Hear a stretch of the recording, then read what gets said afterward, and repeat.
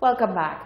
News that Serenity Park may be in for a name change is sparking debate. Of course, we had to take the issue to you, the people, to find out what you think about a possible renaming of the park, commissioned by the former Castries Central MP. The word Serenity evokes thoughts of calm and tranquility. This is the exact atmosphere that citizens have come to experience when visiting Serenity Park. The park has become a lively location for picnics, photo shoots, and general lounging of sorts. Information has surfaced which alleges that the park will now undergo a name change to honor the late Sir William George Mallet, former Governor General of St. Lucia. Meanwhile, many are curious as to the reason behind the decision to rename Serenity Park. What I must say that Serenity Park is quite serene, and the name blends very well with the environment, the water, the trees. And that is one project. I mean, you have to give a man what's due to him. That's one project, that park that was very well thought of, very well situated, and very much in use. It's not a white elephant.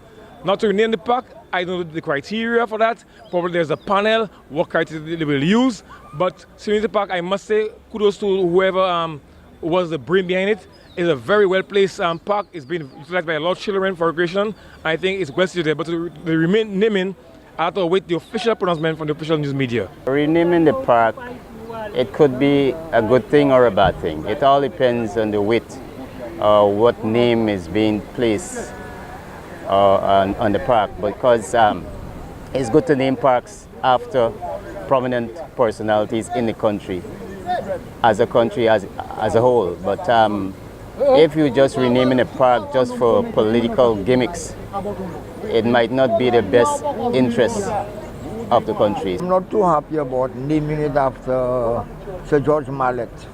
You already had something at Marchand. After him, George Mallet Avenue, of course, yeah. So I think they should leave it like that. If they want to name something after George Mallet, look for something else, especially something in Central Castries. But the guy never really represented that area. Well, I think the renaming of the Serenity Park to the George Mallet Park is in very poor taste, because I think the Serenity Park was built under the watch of Richard Frederick. And to me, the park has always been synonymous with Richard Frederick under his watch. And to move it from his watch and to place it under a name that has nothing to do with the park, I think that is in very poor taste. The park, which opened on May 15, 2011, was named by a student from the RC Boys Infant School. Reporting for Hot 7 News, I am Solaj Alfred.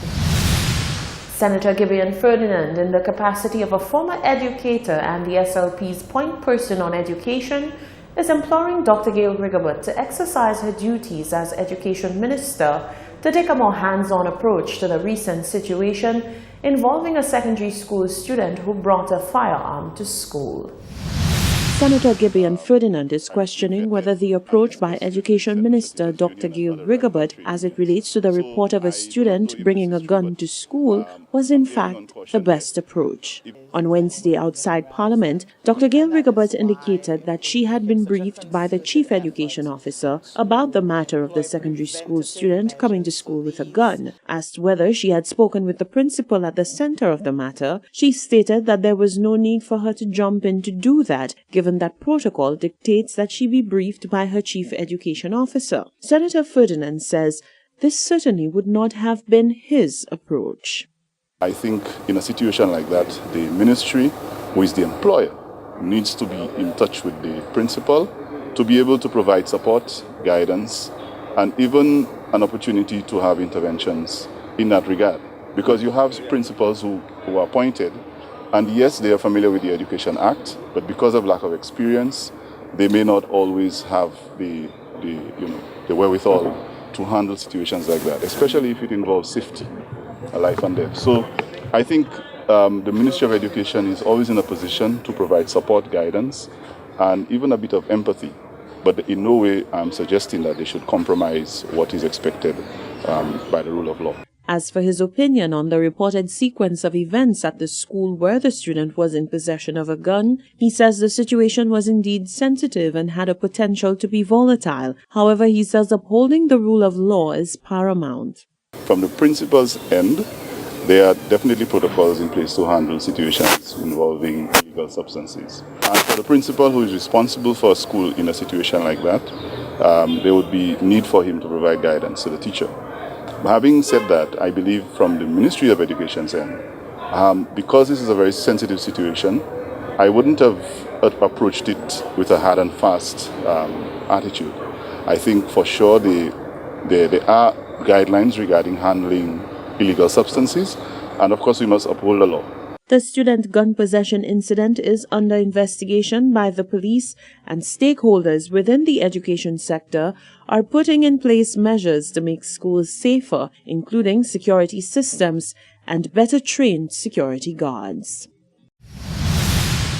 National Housing Corporation Chairman Timothy Mangal says there are definitive plans afoot for the CDC apartment buildings in Castries, as the government has recognized the urgent need to rehabilitate and, in some cases, demolish them altogether to establish a better Castries.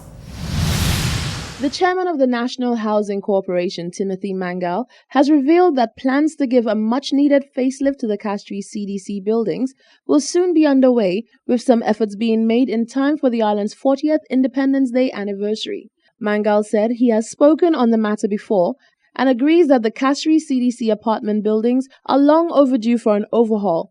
However, due process is required. First of all, forgetting about the old, because we know that the old requires demolition and some form of reconstruction. But with the new CDCs, yes, certainly. It requires a facelift. It is not as easy as one would say, just go and take a brush and pass one coat of paint on those CDCs. The process that is required there, you would have to put on scaffolding, you would have to get permission, there are traffic issues, management issues, we would have to pressure wash those CDCs, you would have to use a sealer on them and 2 coats of paint. What I can tell you, however, is that we have just completed sort of a graphic layout of the design and the new renderings for the painting of those new CDCs. NHC itself has its financial challenges, and that would be one aspect of it.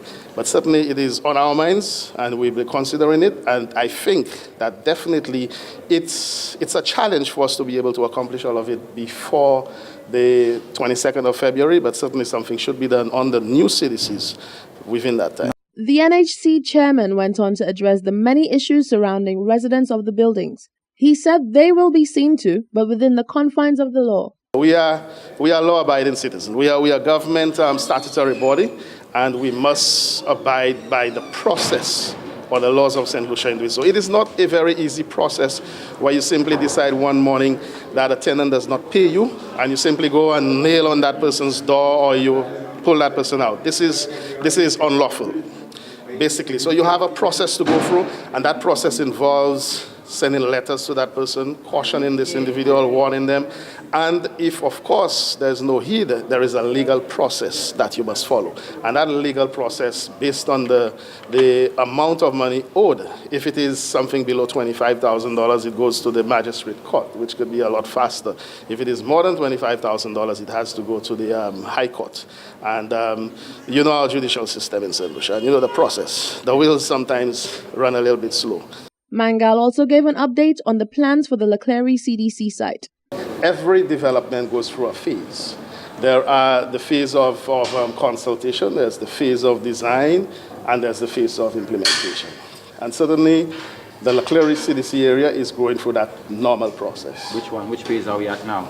Well, basically, we are in the preliminary design and consultancy phase. It is difficult for me to put a timeline on this because there are several agencies that would determine that. For example, in an approval process, you have several referral agencies. You have the Development Control Authority, which makes the final decision. So it is difficult for me to give you an exact date. All I can tell you that the government is moving feverishly to ensuring that the development of the CDC area in Leclerc happen as soon as possible. The last of the structures at the Leclerc site was demolished on the 1st of November last year and was the 70-plus-year home of the Shalmine family. Reporting for Hot 7 News, I'm Rochelle Gonzalez. Independent Senator Mauricia Thomas Francis is asking her colleagues to practice more maturity when in the House and bear in mind that all eyes are on them, the people tasked with leading the nation. The immature behavior, she says, leaves much to be desired. Parliamentarians are under the microscope for their recent behavior during the tabling of the motion of no confidence at the sitting of the House of Assembly. Independent Senator Mauricia Thomas Francis noted that with all eyes taken in the spectacle that is Parliament, the responsibility to show a level of class and decorum while debating should be high on the agenda for all parties at hand.